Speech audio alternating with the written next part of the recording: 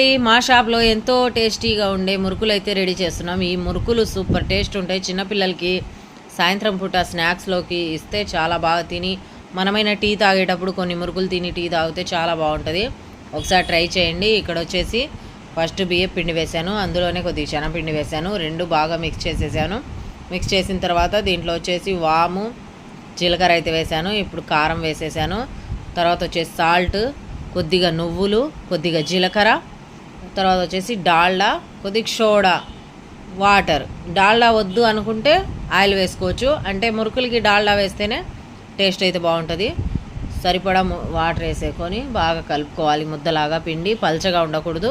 ఇది కలుపుకున్నాక మనం చిన్న చిట్టీలు ఉంటాయి కదా ఇళ్ళల్లో వేసుకునేటి గిద్దలు, దాంట్లో కొద్ది పిండి పెట్టుకొని ఆయిల్ పెట్టుకొని ఆయిల్లో అయితే వేసేయాలి.